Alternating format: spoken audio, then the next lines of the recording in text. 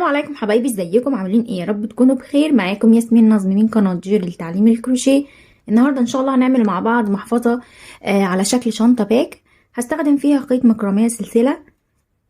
ينفع تستخدمي مكرميه مصري او مكرميه قطن او اي نوع خيط تاني بنفس الطريقه. هستخدم مع الخيط ده عشان هو سمكه وسط هستخدم ابره 4 ملم. ينفع تستخدمي مقاس 4 وينفع تستخدمي مقاس 5.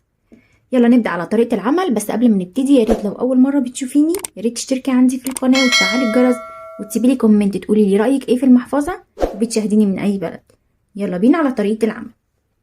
هبدأ أول حاجة أعمل عقدة بداية وهشتغل 10 سلاسل.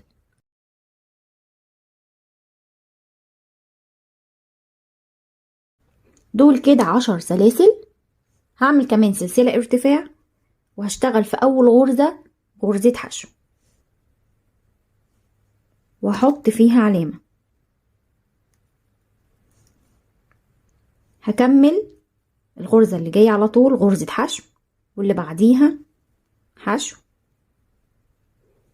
لحد ما اوصل لعقدة البداية.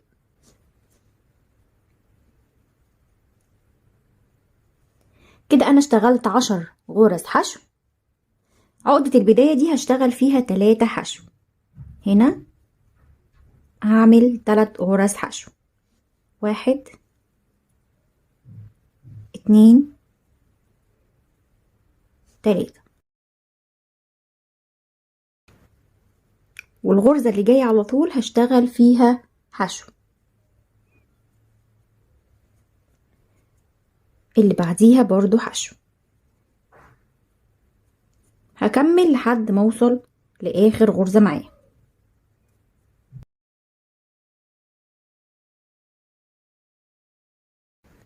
كده اشتغلت غرز حشو لحد ما وصلت لاخر غرزة معايا اهي. فاضل غرزة هشتغل فيها 2 حشو. ادي 1 2. وكنا شغالين غرزة هنا اول السطر كده 3 غرز عشان هنا معانا اشتغلنا 3 غرز. هشيل العلامة دي واشتغل مكانها 2 حشو. هدخل هنا كده اشتغل غرزة واحط العلامة بتاعتي تاني، وفي نفس المكان برضو هشتغل غرزة حشو كمان. كده اول غرزة عملت فيها تزايد. هشتغل تحت الحلقتين غرز حشو لحد ما اوصل للثلاث غرز تزايد اللي انا عملتهم هنا.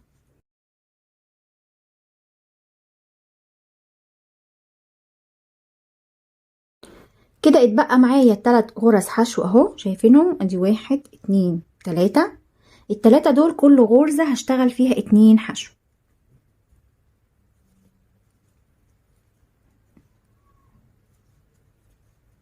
كده ده اول تزايد معايا. التانية برضو هشتغل فيها 2.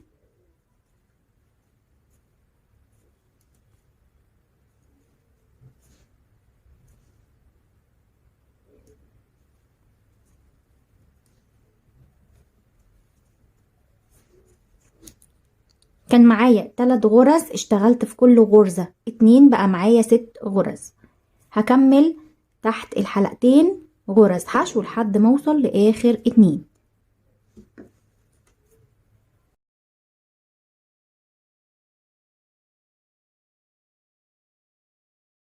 كده اشتغلت في كل غرزة غرزة حشو لحد ما اتبقى معايا هنا 2. هشتغل في كل غرزة 2 حشو. الاتنين دول هخليهم 4.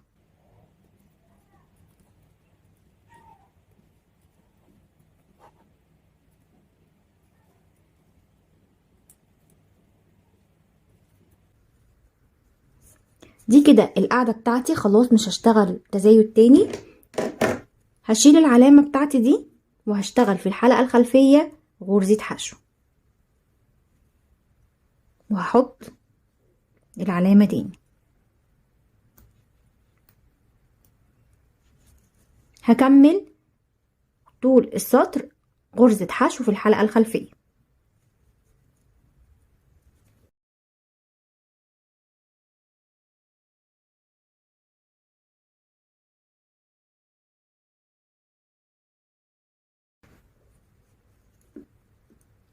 كده اشتغلت سطر كامل غرزة حشو في الحلقة الخلفية. هشيل العلامة بتاعتي وهشتغل في اول غرزة بتقابلني تحت الحلقتين 2 حشو، 1 2، وبحط العلامة في تاني غرزة. هسيب غرزة واللي جاية هشتغل فيها 2 حشو، 1 2، هتخطى واحدة والتانية 2 حشو، 1 2. هكمل السطر كله اتخطى غرزة والغرزة التانية فيها 2 حشو. خلصت السطر كله بسيب غرزة والغرزة التانية بشتغل فيها غرزة حشو. وصلت هنا للعلامة بتاعتي هشيلها وهشتغل هنا معايا 2 حشو اهم. هسيب اول واحدة وهشتغل هنا في المنتصف كده في الغرزة التانية، وهعمل 2 حشو. هعمل اول واحدة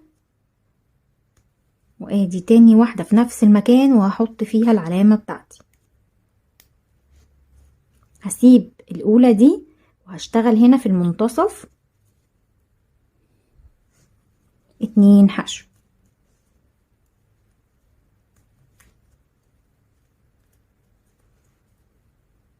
هسيب الاولى والتانية هشتغل هنا في المنتصف اهو، وبخرج هنا من تحت من وسط الحلقتين 2 حشو. هكمل السطر كله بسيب اول غرزة والتانية بشتغل في المنتصف كده ب2 حشو.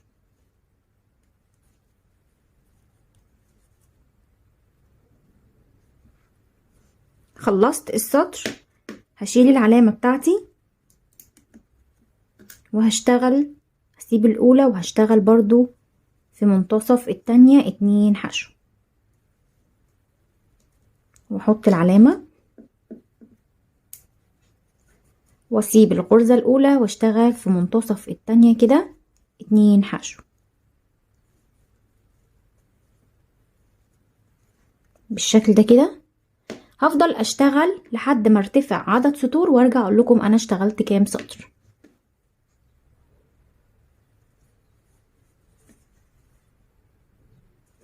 كده انا اشتغلت 13 سطر غير السطر الاساسي اللي كان معانا على القاعدة، عاملين 11 سنتي.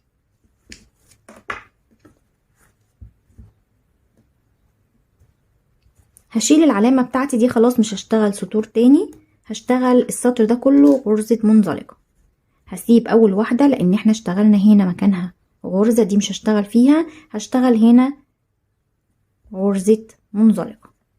هكمل السطر كله منزلقة.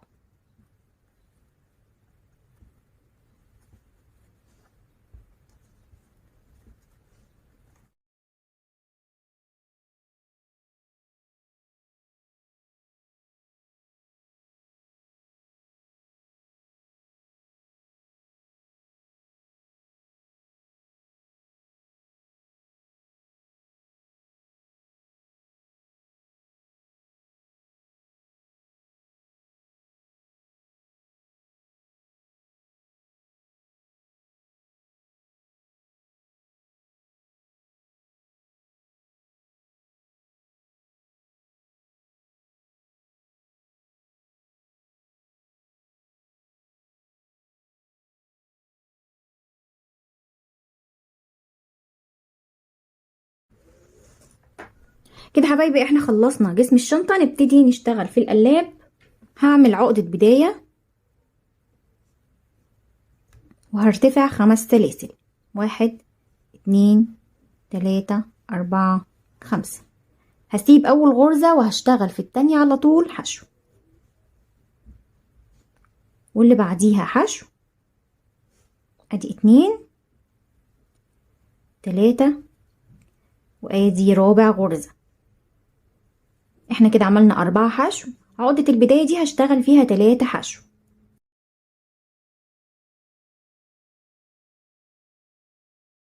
ثلاث غرز حشو. كده انا قفلت الدايرة. هشتغل هنا 4 حشو. ادي 1 2 3 4. اشتغلت 4 غرز حشو، 4 غرز حشو، 3 تزايد. هرتفع سلسلة وهلف الشغل وهشتغل 4 حشو تحت الحلقتين. ادي اول غرزة، 2 3 4. معايا هنا 3 غرز حشو. ادي 1 2 3. ال3 غرز حشو دولت هشتغل في كل غرزة 2 حشو، يعني ال3 هيبقوا 6. ادي 1 2 واللي بعديها برضو هشتغل 2 1 2 1 2. اشتغلت 6 غرز. هشتغل هيبقى معايا 4 غرز حشو هشتغلهم. ادي 1 2 3 4. اشتغلت 4 غرز حشو، 4 غرز حشو وال3 تزايد اشتغلت فيهم 6 غرز. هرتفع سلسلة وهلف الشغل، هشتغل 4 غرز حشو تحت الحلقتين. 1 4. هبتدي بقى اعمل التزايد بتاعي. هشتغل غرزة فيها 2 حشو، غرزة فيها غرزة واحدة، 2 1 2 1 لحد ما اعمل 3 غرز حشو. لازم يبقى معايا في الدايرة دي 3 تزايد. ادي اول غرزة تزايد، هسيب غرزة هشتغل فيها واحدة بس. ادي 1. اللي بعديها هشتغل فيها 2.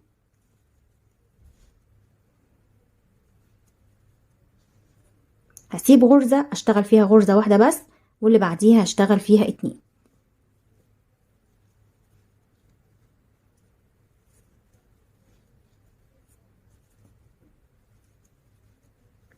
كده انا اشتغلت 3 تزايد. ادي 1 2 3. المفروض اشتغل فردي عشان هي تزايد فردي تزايد فردي. هتلاقي 4 غرز معاكي هنشتغلهم فردي.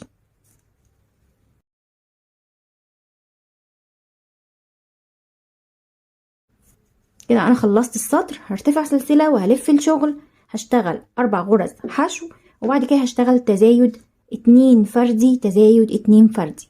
السطر اللي بعده هشتغل تزايد 3 فردي تزايد 3 فردي لحد ما ارجع اقول لكم انا اشتغلت كام سطر. كده انا اشتغلت 5 سطور، والسطر السادس ده اخر سطر. هلف الشغل وهشتغل 4 حشو. ادي 1 2 3 4 وهشتغل تزايد.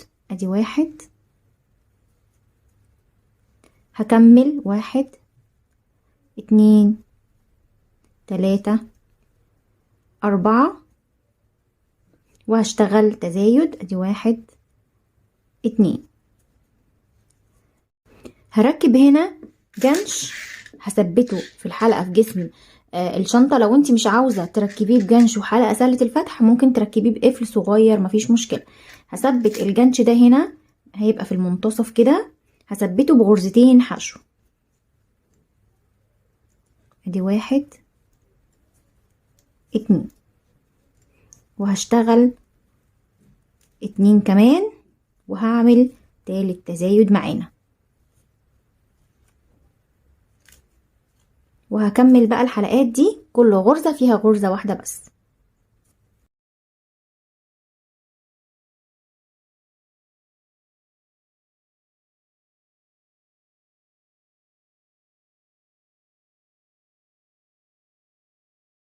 هبتدي امشي هنا غرز حشو. اخر غرزة اشتغلتها دي هشتغل فيها غرزة كمان، وهكمل في اي مكان بيقابلني بالشكل ده بعمل غرزة حشو. هنا هعمل حشو وهنا كمان هعمل حشو.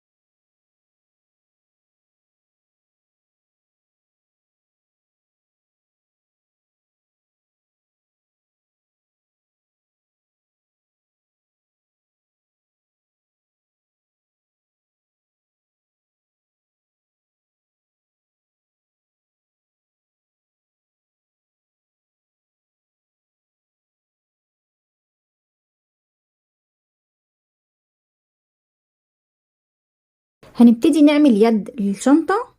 هعمل عقد بداية وهشتغل سلسلة، وفي عقدة البداية دي هاخد الطرف بتاعها ده وهشتغل، هخرج بحلقة كده، معايا حلقتين على الإبرة. هخرج الإبرة من حلقة وهشتغل هنا، أرفع حلقة وادخل هنا اخد حلقة واخرج، معايا برضو حلقتين. هشيل من حلقة اخد لفة واخرج، ادخل في الحلقة التانية اخد لفة واخرج.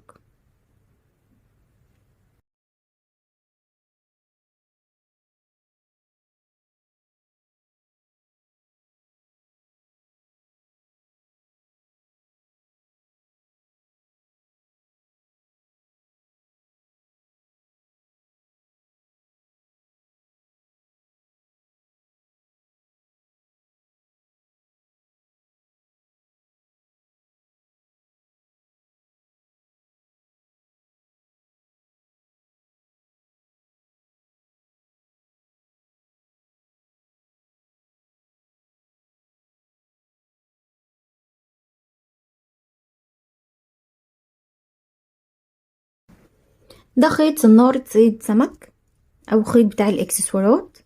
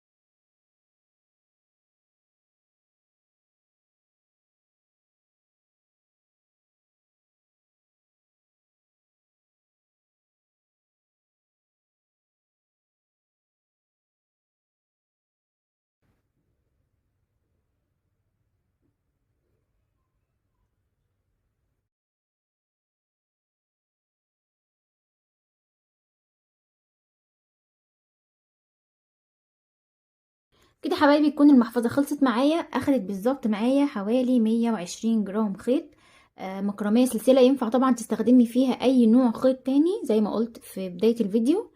لو عجبتك المحفظة يا ريت لو اول مرة بتشوفيني يا ريت تشتركي عندي في القناة وتفعلي الجرس وتسيبي لي كومنت تقولي لي رأيك ايه في المحفظة وبتشاهديني من اي بلد. انتظروني ان شاء الله في فيديو جديد، والسلام عليكم ورحمة الله.